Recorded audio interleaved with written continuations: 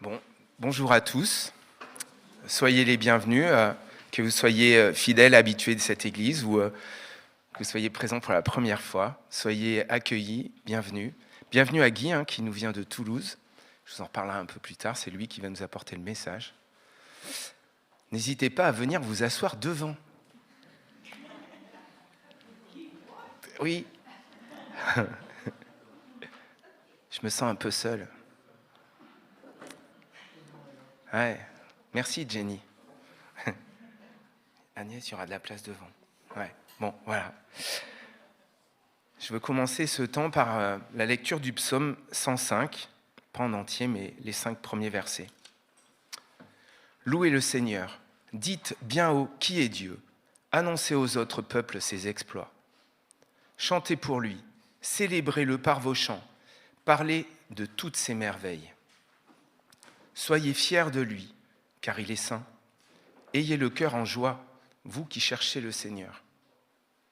Recherchez le Seigneur et sa force, cherchez continuellement sa présence. Vous qui descendez d'Abraham, son serviteur, vous, les fils de Jacob, qu'il a choisis, rappelez-vous les merveilles qu'il a faites, rappelez-vous ses prodiges, les jugements qu'il a prononcés.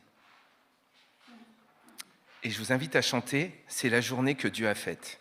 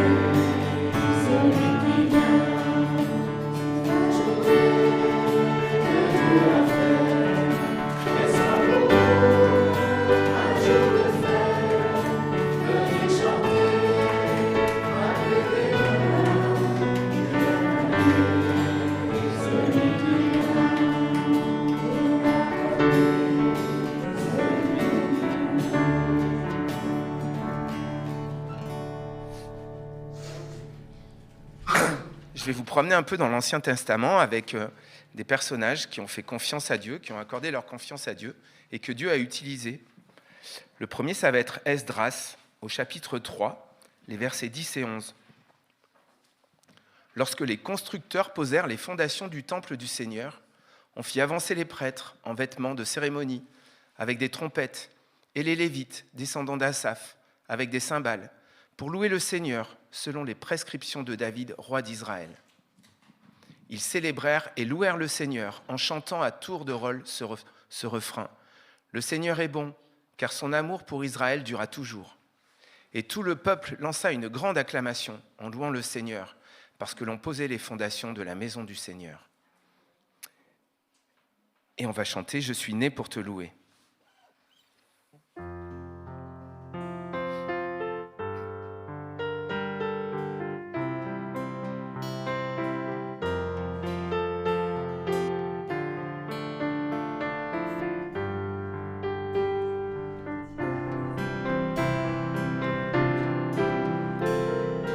Je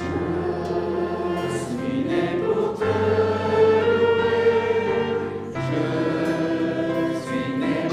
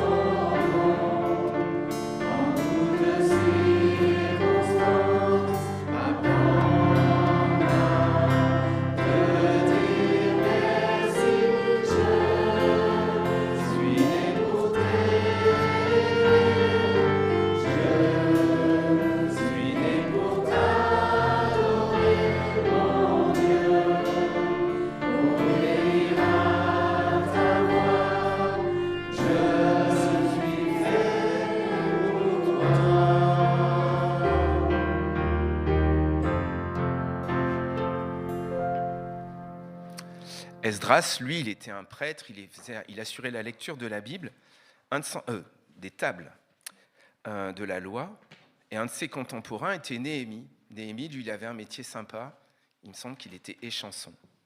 Échanson, c'est pas quelqu'un qui chante, c'était l'équivalent du sommelier pour le roi. Esdras, lui, c'était la reconstruction de Jérusalem et du temple. Néhémie, ce qu'il avait à cœur, c'était de reconstruire les murailles et la protection de Jérusalem.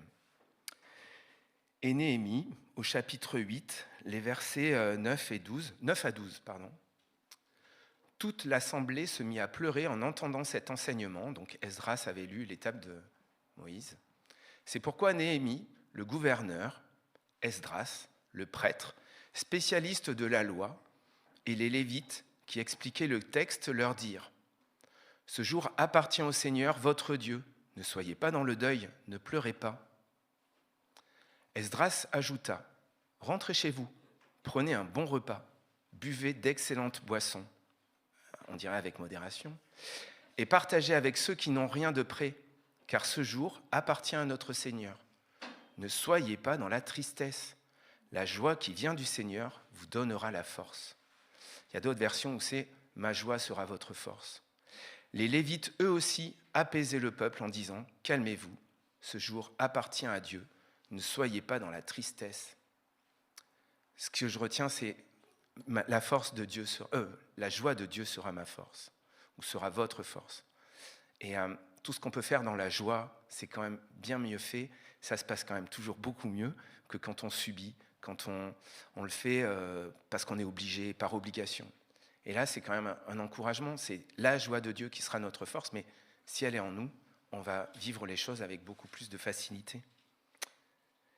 Et donc, acclamez Dieu, gens du monde entier.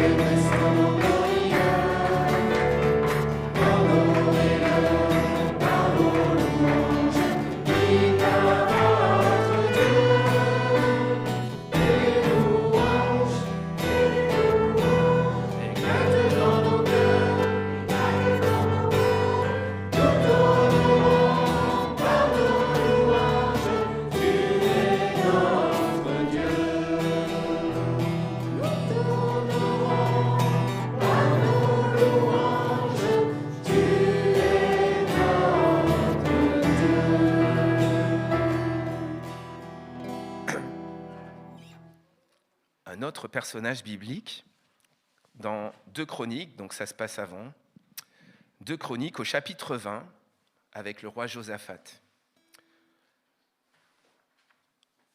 Par la suite, donc Josaphat a été installé comme roi, et une fois qu'il a pris cette place de roi, par la suite, les Moabites et les Ammonites, renforcés par les Méonites, entrèrent en guerre contre Josaphat.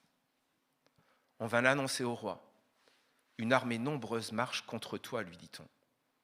Elle est venue depuis l'autre côté de la mer Morte, du pays d'Édom, et se trouve maintenant à Hassasson-Tamar, c'est-à-dire en Guédi.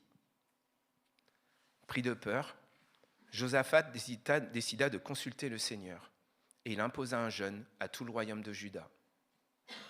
Les membres de la tribu de Juda vinrent de toutes les villes du pays et se rassemblèrent pour implorer l'aide du Seigneur. Josaphat, entouré des habitants de Jérusalem et de tous les autres membres de la tribu de Juda, se plaça face à la cour neuve de la maison du Seigneur. Puis le verset 9.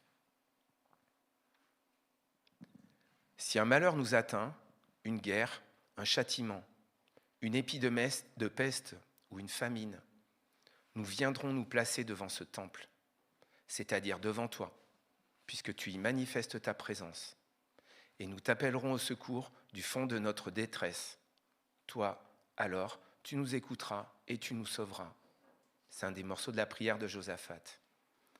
Mais après, les versets 13 à 17, tous les membres de la tribu de Juda, y compris les femmes et les enfants, se tenaient là, debout, devant le Seigneur. En pleine assemblée, l'Esprit du Seigneur s'empara de Yaziel, un lévite, fils de Zacharie et petit-fils de Benaïa, lui-même fils de Yéhiel, petit-fils de Mattania et descendant d'Asaph. Yaziel s'écria : « Écoutez attentivement, vous tous, habitants de Jérusalem, membres de la tribu de Juda, et toi en particulier, roi Josaphat. Voici ce que vous déclare le Seigneur. Ne craignez rien, n'ayez pas peur de cette armée nombreuse. L'issue de ce combat ne dépend pas de vous, mais de moi, votre Dieu. Demain, vous descendrez dans la direction de vos ennemis qui sont en train de monter par la côte des fleurs. Vous les rencontrerez à l'extrémité du ravin, en face du désert de Yerouel. Vous n'aurez pas besoin de les y combattre, gens de Jérusalem et de Juda. Contentez-vous de vous arrêter là, de rester sur place et de regarder comment je vous délivrerai. Ne craignez rien, ne vous effrayez pas. Demain, allez à leur rencontre et je serai avec vous. » La suite, je vous laisserai la lire chez vous. Dieu est surprenant, il est vraiment surprenant. Et à la lecture de tout ça, vous comprendrez encore les surprises de Dieu. Josaphat, il a peur. Il va se placer devant Dieu. Le peuple aussi va se placer devant Dieu. Ils vont jeûner. Et Dieu va répondre. Et leur problème, leur peur, elle est déplacée. C'est plus la leur. C'est Dieu qui va s'en charger. Dans la lecture du texte qui suivra, vous comprendrez peut-être pourquoi, je ne sais pas pourquoi, mais peut-être que les Écossais ont été inspirés par ce texte, en plaçant une cornemuse devant leur armée. Ça vient peut-être de là, John. Avant de laisser les enfants partir à l'école du dimanche, je vais prier. Seigneur, merci pour toutes les bénédictions que tu nous accordes. Merci pour ces enfants que tu places dans notre Église. Merci pour les moniteurs aussi qui sont une ressource pour nous. Seigneur, conduis ce temps qu'ils vont passer ensemble pendant leur culte, que tu les gardes, que tu les bénisses, que tu les nourrisses, et que tout ce qu'ils entendent puisse leur servir pour leur vie d'aujourd'hui, mais aussi pour plus tard. Garde-les en tes mains, Seigneur, et conduis toutes choses dans le nom de Jésus. Amen. Et les enfants donc, pourront nous quitter pendant le chant « Ô Jésus, mon Sauveur ».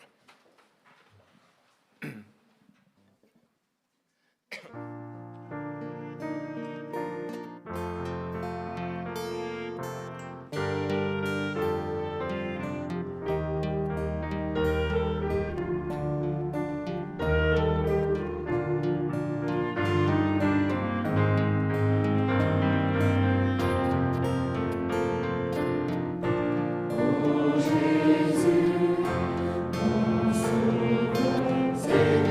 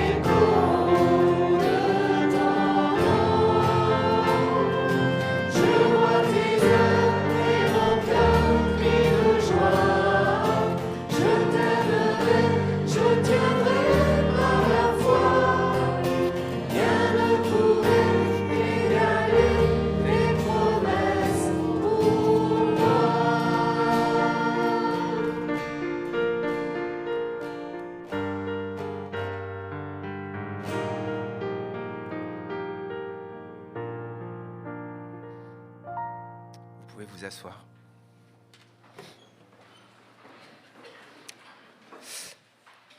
J'ai utilisé des personnages de l'Ancien Testament, mais est-ce que Dieu est encore là aujourd'hui? Est-ce qu'il œuvre encore aujourd'hui? Donc moi, je travaille avec des agriculteurs et pour faire mon travail, j'utilise un quad. Et le quad, ça a quand même une vocation à vouloir se coucher, s'écraser et pas aller forcément là où on veut. Et j'ai vécu ça la dernière semaine d'août avant de partir en vacances. Je roulais un peu trop vite, erreur de pilotage. Et donc, alors que j'étais sur la route, à un moment, dans un virage, quand je vois que ma vitesse n'est pas adaptée, je freine. Et un quad, quand on est dans une courbe et qu'on freine, il s'écrase. Et là, je comprends que ça ne va pas bien se passer. Donc, je relâche mon frein et j'essaye de recadrer mon quad. Sauf que je comprends que le virage, je ne vais pas le prendre. Tout ça, je vous le dis calmement et tranquillement, ça prend du temps. Mais ça se passe très très vite, à peu près à 50 km/h. Et une fois que j'ai redressé mon quad, je comprends que le virage, je ne vais pas le prendre. Donc c'est un virage qui part sur la gauche. Et devant moi, il va y avoir un talus qui est à peu près la hauteur du pupitre. Et puis dessous, il y a de l'herbe. Et je ne sais pas. En tout cas, une fois que ce quad va partir dedans, il se passe quelque chose dans ma tête et j'ai sauté. Je suis parti, j'ai bondi à l'opposé du quad. Enfin, j'ai espéré avoir bondi à l'opposé du quad. Je ne sais pas ce qui se passe. Quand je me relève, je pense que j'ai fait une roulade. J'ai plus le casque sur ma tête parce qu'il était mal accroché. Mon premier réflexe, c'est de regarder où est le quad. Ma crainte, c'était qu'il vienne sur moi et qu'il ait continué sa course et que je me fasse écraser. Et ce que je vois, c'est que le quad, lui, il termine son tonneau. Donc, je ne sais pas ce que j'ai fait. Je ne sais pas ce que lui a fait. Ce que je comprends, c'est qu'il a fait un tonneau. Il a chuté, c'est 1m20, 1m40. Il a tapé. Et visiblement, les roues sont passées dessus et le siège est passé dessous. Sur le coup, je ne réalise pas. Je ne comprends pas. Je vois que je suis entier. Je suis un peu écorché, mais je suis entier. Après, avec du recul, je comprends que si je reste sur le véhicule, au mieux, je vais me taper, je vais me tasser. Je vais peut-être pas être en bon état. Au pire, je vais passer dessous. Et ce véhicule, c'est quand même connu pour être un peu dangereux. Et il y a beaucoup de gens qui ont perdu la vie en restant coincés sous leur véhicule ou en passant dessous. Alors certains m'ont dit instinct de survie, peut-être. Moi, j'ai l'impression que j'ai rien piloté. J'ai l'impression que j'ai rien fait. Et j'ai l'impression que j'ai été éjecté, etc. Il y a quelque chose qui s'est passé. Je crois que Dieu intervient tous les jours dans notre vie. Et je crois qu'aujourd'hui encore, Dieu intervient. Avant d'avoir ce temps de prière libre, où moi, je me sens pas en héros. Je me sens... Enfin, je suis plutôt reconnaissant. Je suis reconnaissant. Donc avant ce temps de prière libre, je vous invite à rester assis pour chanter ce chant « Abrite-moi sous tes ailes ». Et après, chacun pourra prier en son cœur ou à voix haute.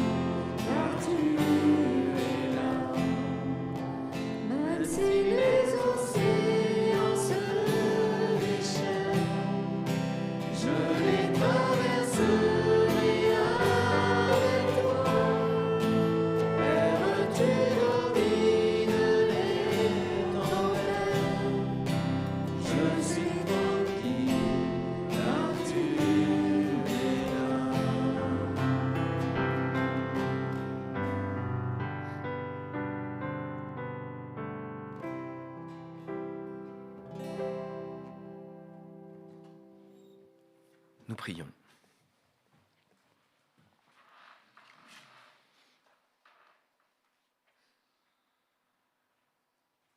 Seigneur, merci pour cette grâce que tu m'as faite, cette grâce que tu nous fais de te connaître. Merci pour cette grâce que tu nous fais de pouvoir te laisser conduire nos vies, te laisser conduire les choses, de pouvoir poser nos fardeaux, comme Josaphat, poser nos peurs, poser nos craintes. C'est une grâce qui coûte, parce qu'il faut te faire confiance.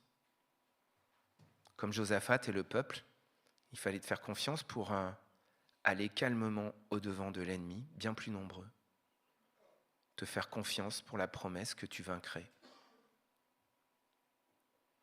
Merci pour tous les moments où tu conduis toutes choses sans que je m'en rende compte, sans que j'ai eu le temps de prier, sans que j'ai eu le temps de réfléchir à ce qui allait se passer. Merci de veiller, de garder, même si je ne suis pas toujours digne de toi. Quelle joie, quelle bénédiction de savoir que tu es là. Amen.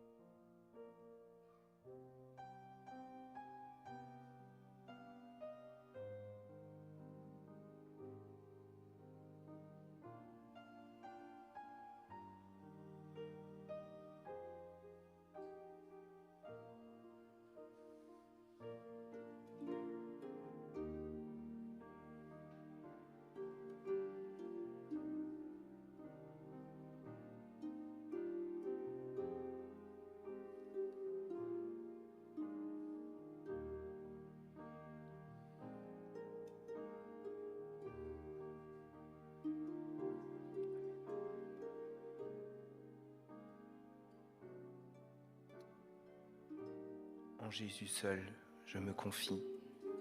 Il me donne force, calme et puissance. Mon abri, mon refuge, mon réconfort, mon rocher. Amen.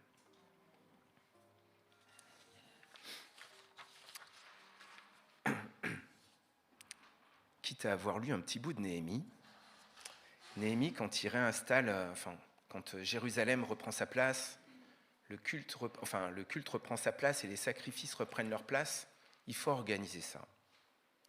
Et Néhémie, au chapitre 10, ça va être un peu long, mais il y a du sens. Si le jour du sabbat ou un jour de fête, ces gens apportent du blé ou d'autres marchandises à vendre, nous ne leur achèterons rien. Tous les 7 ans, nous laisserons le sol en repos et nous renoncerons à exiger le remboursement des dettes.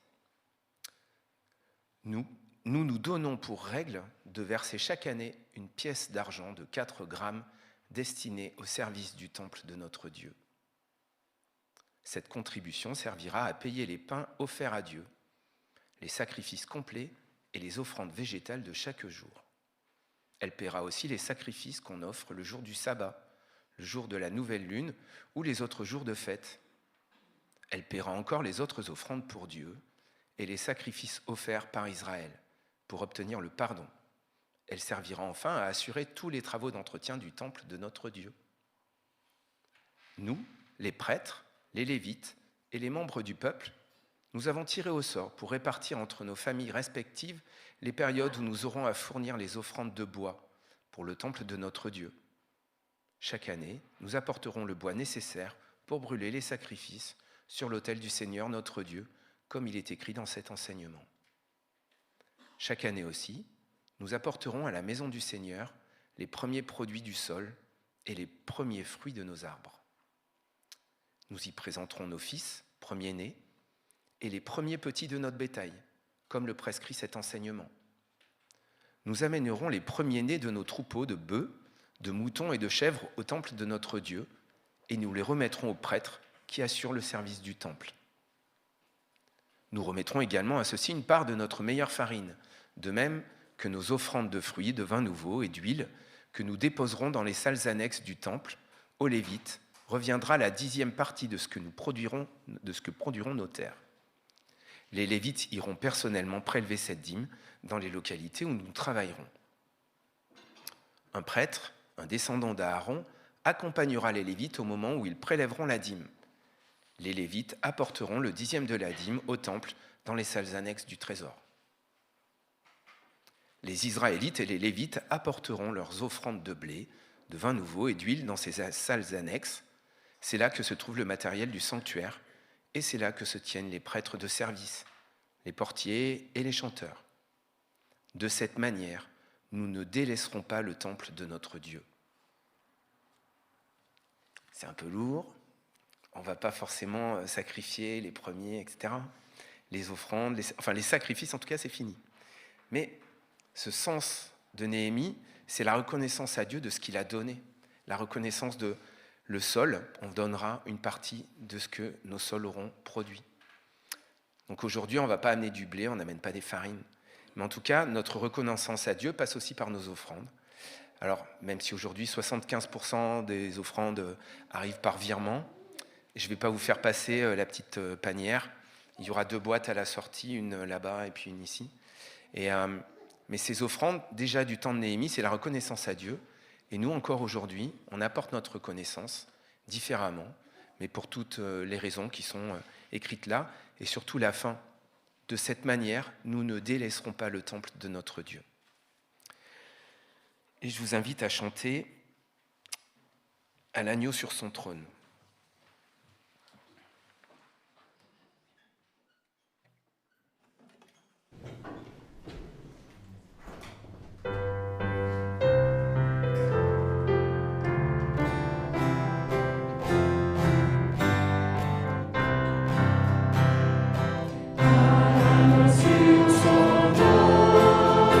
Apportant la couronne, il a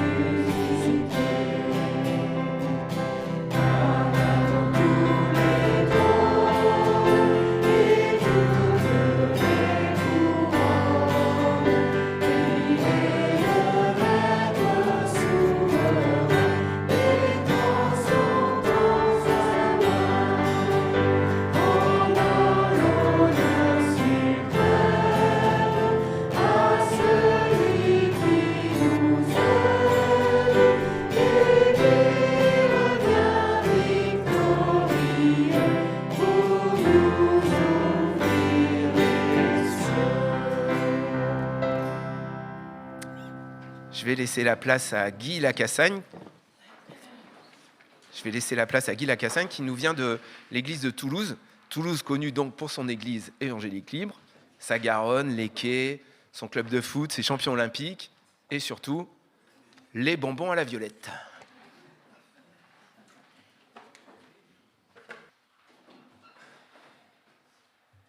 Oui, bonjour à tous. Alors voilà. C'est bon. Je vais y arriver.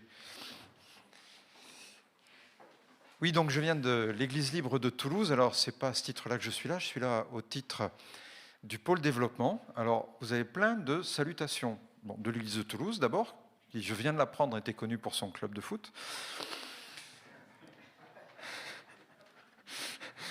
C'est pour ça qu'ils sont en violet aussi. Hein, mais aussi, donc, de l'équipe du pôle développement et de la commission synodale. Ça fait pas loin quand même d'une centaine de personnes qui viennent vous saluer en mon nom.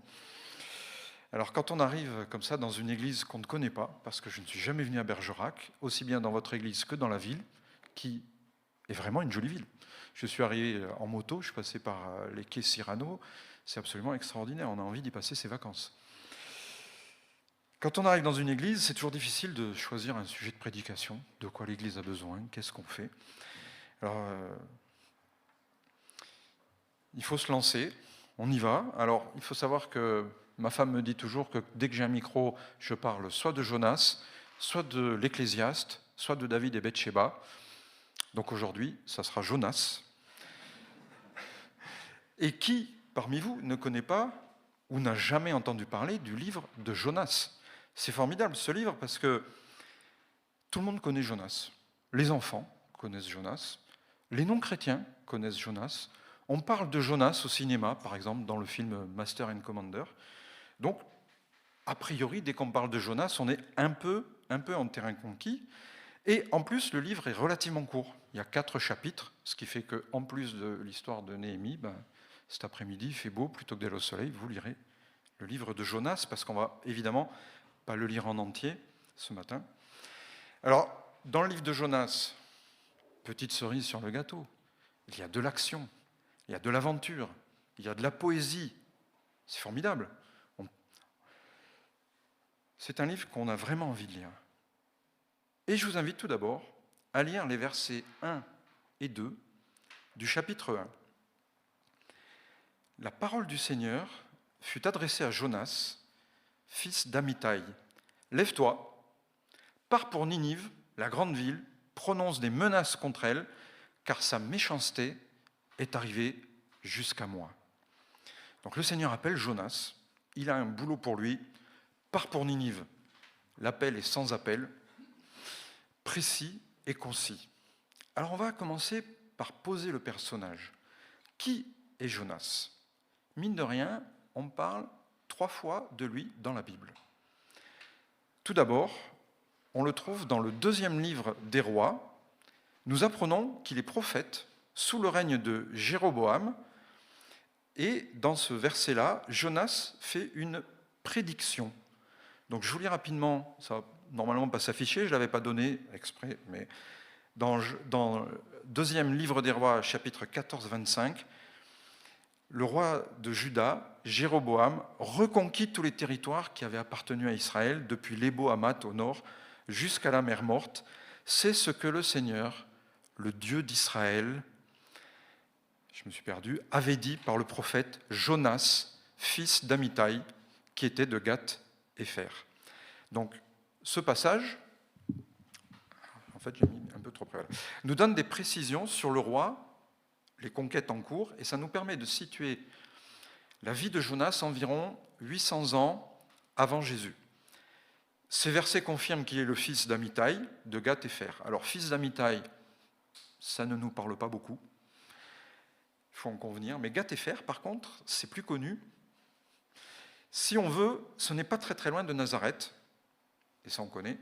Et le fait qu'il donne une prophétie qui se réalise fait de lui un des bons prophètes de l'Ancien Testament, un de ceux qui écoutent la parole de Dieu et qui donnent réellement la parole de Dieu.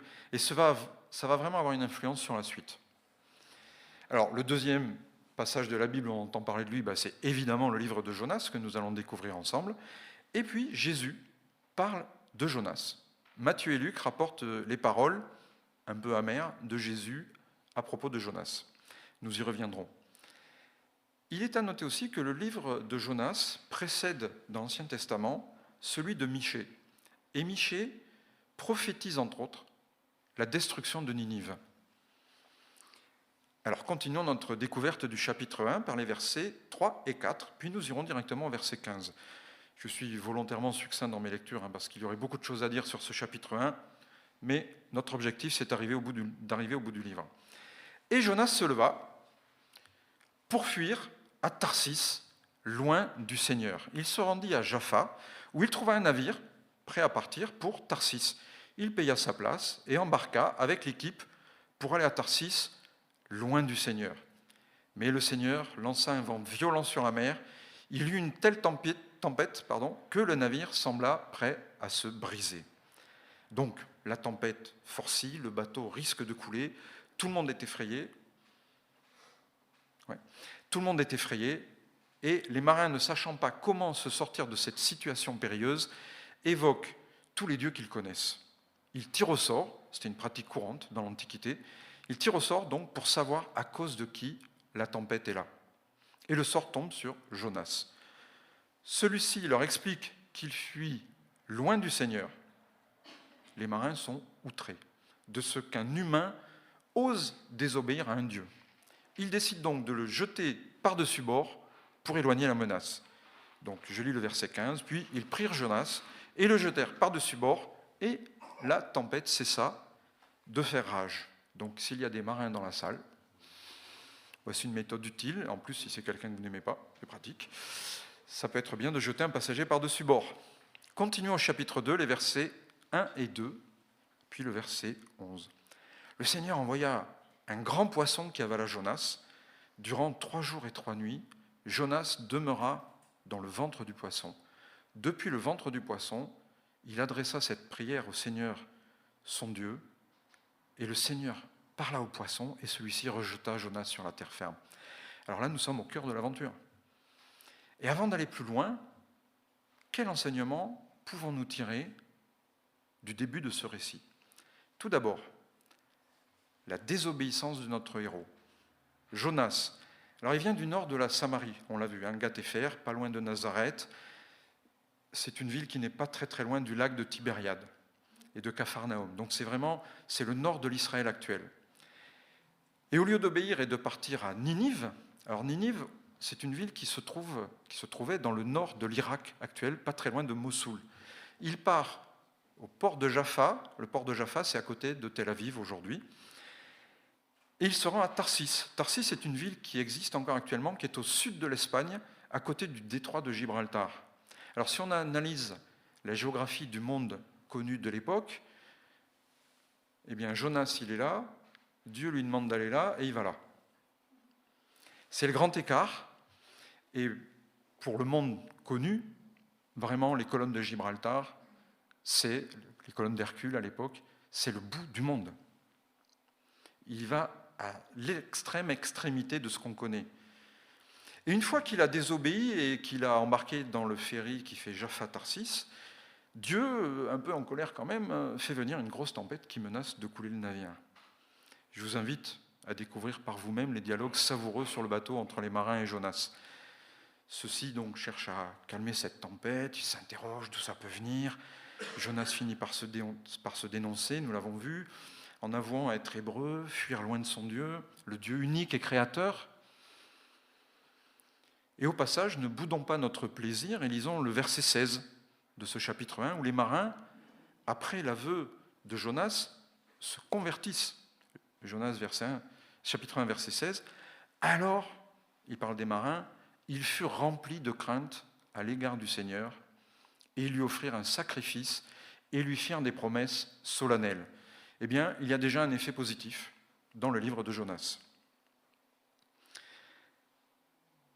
Dans le chapitre 2, Jonas se retrouve donc à patauger en plein milieu de la Méditerranée et survient un gros poisson qui l'avale. On parle souvent de baleines, même si j'en ai jamais vu en Méditerranée. J'ai souvent entendu dire que le terme baleine serait impropre, mal traduit, mais d'un autre côté, c'est vrai qu'un requin ou un autre gros poisson aurait peut-être déchiqueté Jonas, donc on va se contenter de la baleine. En réalité, ça n'a pas d'importance. Jonas se retrouve donc dans le ventre du gros poisson, et en tout état de cause, il s'agit d'un poisson à digestion lente, puisqu'au bout de 3 jours, il est toujours au fond du poisson. Et Jonas doit avoir faim, soif, froid, peur, parce qu'au bout de ces 3 jours, il consent enfin à adresser une prière à son Dieu. Et tout le chapitre 2 est une belle et sincère prière de Jonas à notre Dieu. Vous savez déjà quoi faire demain matin. Au verset 11, Dieu donne l'ordre au poisson de délivrer Jonas. Le Seigneur parla au poisson et celui-ci rejeta Jonas sur la terre ferme. C'est la fin de l'aventure à proprement parler, et voici quelques réflexions avant d'étudier le chapitre 3. La première chose extraordinaire dans ce livre, c'est la débauche de moyens employés par les personnages pour arriver à leur fin.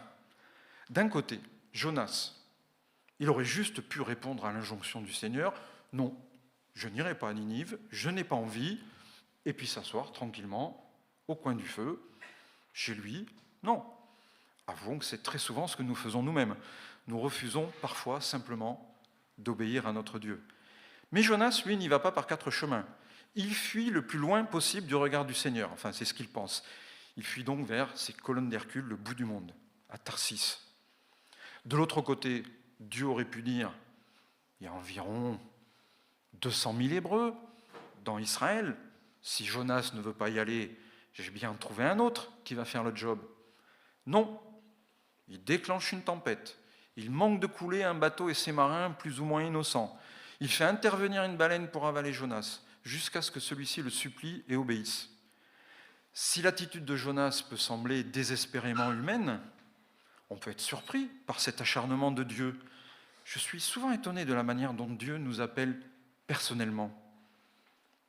On trouve d'autres exemples dans la Bible où Dieu appelle une personne avec des réponses humaines tout aussi erratiques. Moïse, qui ne veut pas aller voir Pharaon parce qu'il bégaye. Gédéon, qui interroge Dieu 3 jours de suite pour être bien sûr que c'est bien Dieu qui lui parle. On pourrait multiplier les exemples. Saül, qui ne voulait pas vraiment être roi, même ça n'a pas été un excellent exemple. Saül, c'est une liste non exhaustive de gens qui hésitent à répondre à l'appel de Dieu. Mais à chaque fois, Dieu insiste pour envoyer celui qu'il a choisi. Alors Dieu paraît non seulement démuni par le manque de candidats pour le servir, mais en plus, quand il en trouve un, ce n'est pas souvent un recrutement très réussi quand même. Le système de choix de Dieu est très loin, très très loin de celui de Steve Jobs, par exemple. À noter aussi qu'à aucun moment, Jonas ne s'inquiète, ni n'est étonné par ce qui lui arrive. Ni l'appel de Dieu, ni la tempête, ni le poisson ne l'émeuvent. Il sait qu'il fait mal, mais il accepte ce sort avec fatalisme. Juste à un moment, il se rend compte que finalement, sa situation dans le ventre du poisson n'est pas vraiment une situation d'avenir. Et en fait, il obéit parce qu'il est un peu coincé. Alors nous allons aborder, c'est le cas de le lire, le chapitre 3 et les versets 1 à 6. La parole du Seigneur fut adressée à Jonas une 2e fois. « Lève-toi, pars pour Ninive, la grande ville, et fais-y entendre le message que je te communique. » Alors Jonas se leva et se mit en route pour Ninive, selon la parole que le Seigneur lui avait adressée. C'était une ville prodigieusement grande. Jonas fit une première journée de marche en proclamant « Dans 40 jours, Ninive sera renversée. » Les habitants de la ville crurent en Dieu. Ils décidèrent de jeûner, et chacun, du plus grand au plus petit, revêtit la tenue de deuil. Quand le roi de Ninive fut informé de ce qui se passait, il se leva de son trône, ôta son manteau, se couvra d'un habit de deuil et s'assit sur la cendre. Dieu réitère son ordre et, en fin de compte, Jonas se rend à Ninive et fait ce que Dieu lui demande. Avertir les habitants de Ninive de la destruction s'ils ne se repentent pas. Aussitôt et soudainement, tous croient à la parole de Dieu, se mettent à jeûner. Le roi publie même un décret demandant que chacun jeûne et soit en deuil. La mission est un succès au-delà de ce qui était attendu. Et du coup, verset 10, Dieu change d'avis, regrette le mal qu'il voulait faire et ne détruit pas la ville. Verset 10 du chapitre 3, donc, Dieu vit comment les Ninivites réagissaient. Il constata qu'ils renonçaient à leurs mauvaises actions. Il revint alors sur sa décision et n'accomplit pas le malheur dont il les avait menacés. Chers frères et sœurs, ceci est un scoop, nous avons un Dieu qui peut changer d'avis. Et j'attire votre attention sur 2 points. La combinaison serviteur choisi, travail calibré par Dieu, fait des étincelles. Encore faut-il que le serviteur accepte de servir. Et en travaillant le texte de cette méditation, j'en suis arrivé à une conclusion dont je vous fais part. Il me semble que les qualités, tant personnelles que spirituelles, de Jonas n'ont aucune espèce d'importance dans le plan de Dieu et son résultat. En l'occurrence, Jonas ne se conduit pas très bien, et nous verrons plus loin au chapitre 4 jusqu'où il peut aller. Si on considère que la désobéissance est l'un des péchés les moins acceptés par Dieu, ce n'est pas ça qui retient Dieu dans son choix et dans le résultat final. Jonas ne s'interroge pas un seul instant sur le fait qu'il ne soit lui-même pas très très clair. Alors moi je me demande si ça ne permet pas du coup de mieux accepter notre travail pour le Seigneur, notre légitimité, notre position. Si Dieu choisit des individus aussi peu dévoués et aptes à le servir, pourquoi pas nous ? Mais aussi, cela doit nous apprendre le respect et l'amour de notre frère, de notre sœur, qui fait peut-être des erreurs, mais qui lui aussi est unique aux yeux de Dieu. Le plan de Dieu, au départ, c'est de punir ou de sauver les Ninivites. Mais ce n'est pas de savoir si Jonas est plus ou moins pécheur qu'eux. Ce n'est pas l'outil qui compte, c'est le résultat. On voit que les Ninivites ne peuvent être sauvés que s'ils se repentent. Et c'est ce repentir sincère, démonstratif et catégorique qui fait que Dieu regrette sa décision première. Je trouve le mode d'emploi assez précis car il se répétera dans les injonctions de Jésus à notre égard. Jonas doit annoncer la parole de Dieu. Jonas doit être témoin. Et en fonction du résultat, Dieu sauvera ou pas. Donc je reformule, chers amis, ce n'est pas le messager qui est important, c'est le message. Et pour éclaircir mon propos, nous allons maintenant nous attaquer au chapitre 4 et à certains aspects de la personnalité de Jonas. Nous allons lire les versets 1 à 4.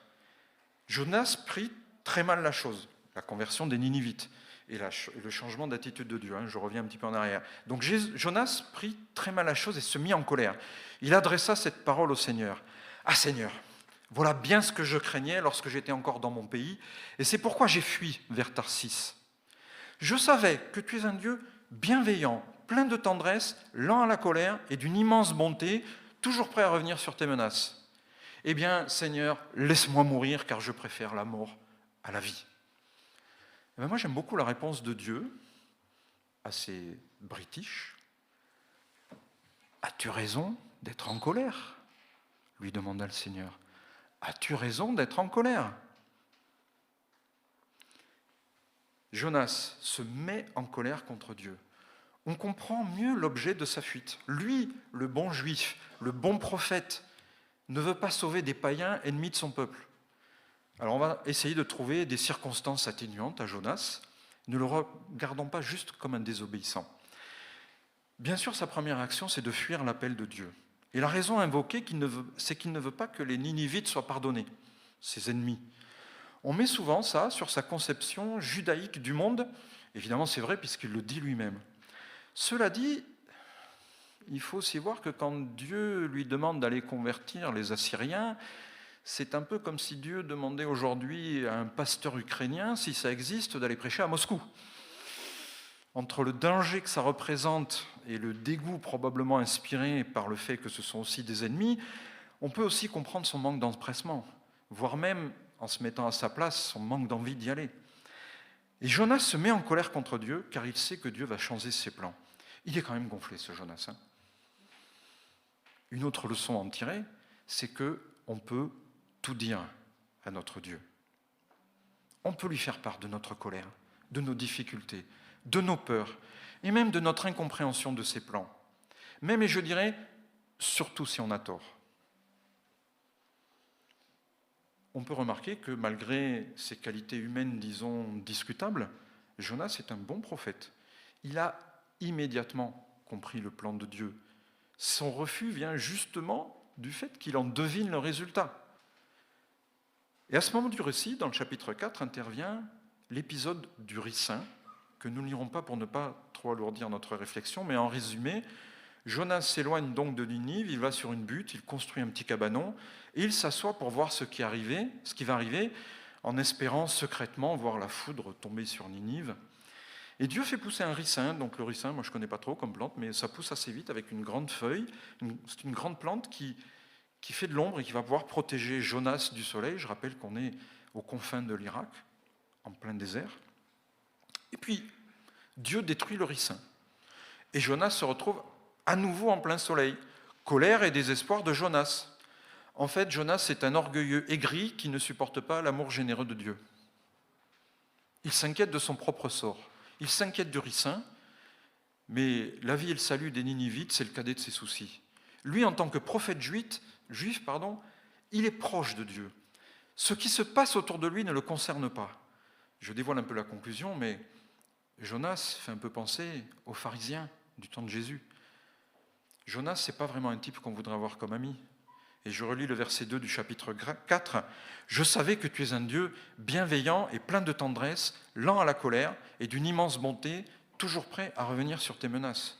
Notre Dieu est plein de tendresse, de pitié, patient, plein d'amour et qui regrette ses menaces. » Les versets 10 et 11 sont encore plus explicites, encore plus débordants d'amour divin pour nous. Le Seigneur reprit « Écoute, cette plante ne t'a donné aucun travail, ce n'est pas toi qui l'as fait pousser. Elle a grandi en une nuit et elle a disparu la nuit suivante. Pourtant tu en as pitié.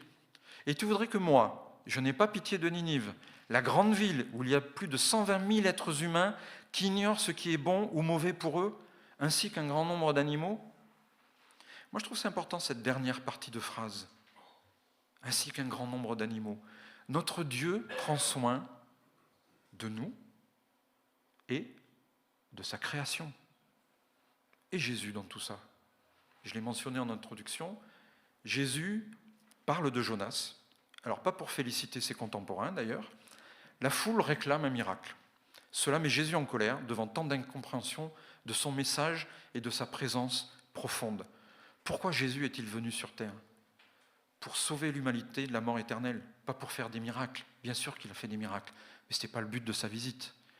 Dans l'évangile de Matthieu, chapitre 12, versets 38 à 41, nous lisons « Alors quelques spécialistes des Écritures et quelques pharisiens dirent à Jésus « Seigneur, nous voudrions voir un signe extraordinaire. » Jésus leur répondit « Cette génération qui est mauvaise et infidèle à Dieu réclame un signe, mais aucun signe ne lui sera accordé si ce n'est celui du prophète Jonas. En effet, de même que Jonas a passé 3 jours et 3 nuits dans le ventre du grand poisson, ainsi le Fils de l'homme passera 3 jours et 3 nuits au cœur de la terre. Au jour du jugement, les habitants de Ninive se lèveront en face de cette génération et l'accuseront, car les Ninivites ont changé de vie quand ils ont entendu prêcher Jonas. » Et dans l'évangile de Luc, chapitre 11, versets 29 et 30, l'épisode est relaté avec une variante. Tandis que les foules s'amassaient autour de Jésus, il se mit à dire « Cette génération est mauvaise, elle réclame un signe, mais aucun signe ne lui sera accordé si ce n'est celui de Jonas. En effet, de même que Jonas fut un signe pour les habitants de Ninive, ainsi le Fils de l'homme sera un signe pour cette génération. » Même si la rédaction de la réponse de Jésus n'est pas complètement équivalente d'un évangile à l'autre, le message de Jésus est clair. Jésus est le messager de Dieu, comme le fut Jonas. Jésus doit passer 3 jours et 3 nuits dans le séjour des morts avant de ressusciter. Et le salut de Dieu est offert à tous, juifs, païens, pécheurs, comme Jonas l'a inauguré à Ninive. Le salut est offert à ceux qui changent de vie. Où l'on s'aperçoit que ce petit livre, de ce petit prophète, que cette aventure un peu louche-dingue a bien une importance cruciale dans le parcours que Dieu nous offre. Il n'est pas typiquement une prophétie comme celle d'Ésaïe, par exemple. Il est un avant-goût de ce que veut notre Seigneur. Nous sauver tous et sauver sa création. Pourquoi ? Parce qu'il aime sa création, tout simplement. Dieu nous aime tous. Nous, petits membres des églises évangéliques libres, c'est sûr. Mais surtout, il aime toute sa création. Il aime toute la ville de Bergerac. Donc, on a du travail, même si nous avons autant envie d'y aller que Jonas. En conclusion, et après avoir bien trop brièvement surfé sur le livre de Jonas, je dirais, prêchons Jésus ressuscité pour sauver plein de Ninivites. Acceptons-nous les uns les autres, parce que Dieu nous a choisis individuellement, nous, malgré ce que nous sommes. Et ce n'est pas le messager qui est important, c'est le message. Et puis finalement, je vais quand même vous lire, en guise de conclusion, la prière de Jonas, que l'on trouve au chapitre 2. Quand j'étais dans la détresse, j'ai crié vers toi, Seigneur, et tu m'as répondu. Du gouffre de la mort, j'ai appelé au secours, et tu m'as entendu. Tu m'avais jeté dans la mer, au plus profond de l'eau, les flots m'encerclaient. Tu faisais déferler sur moi, vague après vague. Déjà, je me disais, me voilà chassé loin de toi, Seigneur. Pourtant, j'aimerais revoir le temple qui est le tien. L'eau m'arrivait à la gorge, la mer me submergeait, des algues s'enroulaient autour de ma tête. J'étais descendu là où se forment les montagnes, le monde des morts fermait pour toujours ses verrous sur moi. Mais toi, Seigneur mon Dieu, tu m'as fait remonter vivant du gouffre. Au moment où la vie me quittait, je me suis souvenu de toi, Seigneur, et ma prière est parvenue jusqu'à toi, au temple qui est le tien. Les personnes qui rendent un culte au faux Dieu perdent toute chance de salut. Mais moi, avec reconnaissance, je t'offrirai un sacrifice, je tiendrai les promesses que je t'ai faites. Oui, c'est toi, Seigneur, qui me sauve. Je vous invite à prier.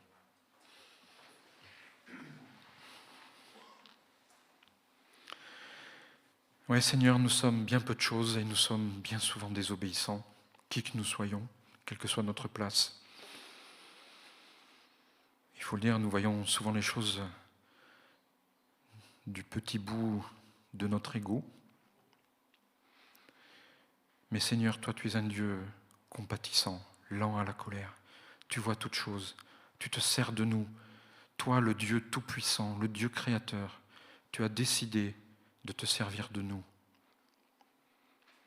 Et tu nous le demandes. Seigneur, nous voulons te prier ce matin, nous tenir devant toi, nous tenir disponibles à notre petit niveau, avec nos petites compétences, avec nos faibles capacités, parce que tu les connais, Seigneur.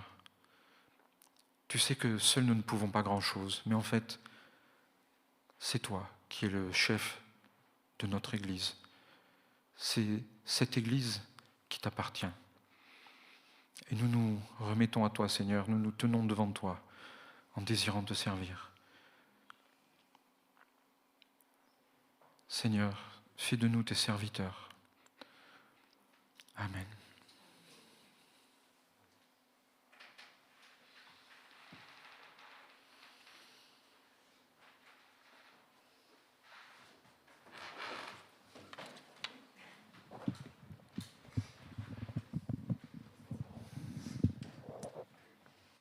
On est bien là ? Plus bas. Merci Guy pour ce message. Guy a choisi un chant, derrière sa prédication. Je chanterai gloire.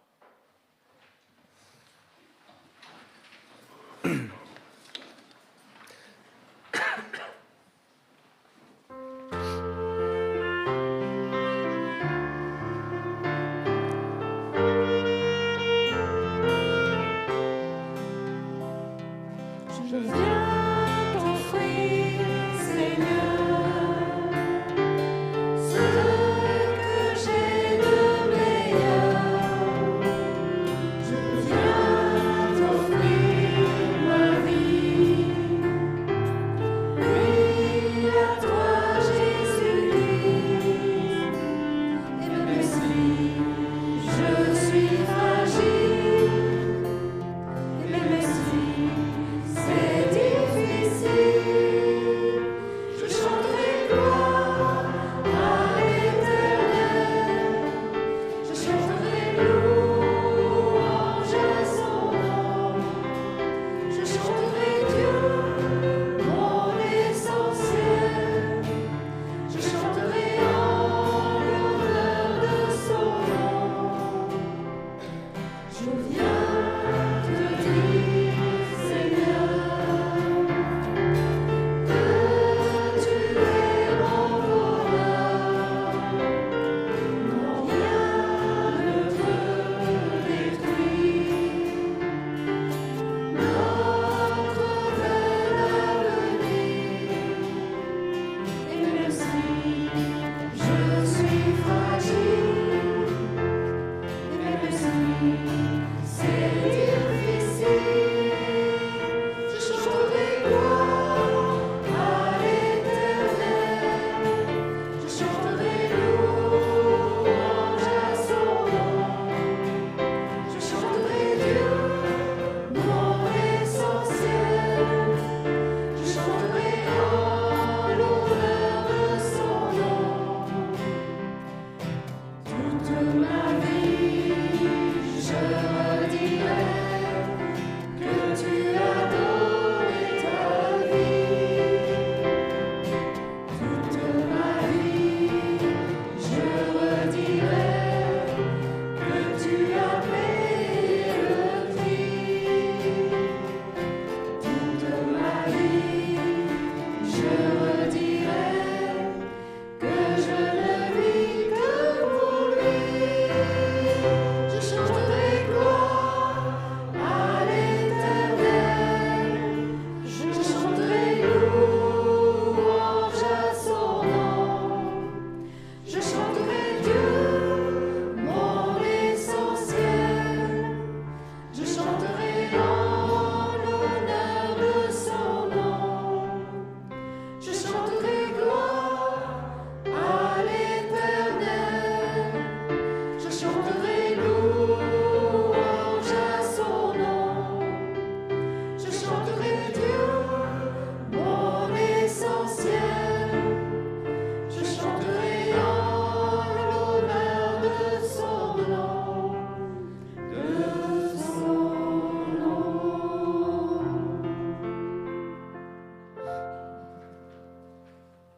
Vous pouvez vous asseoir.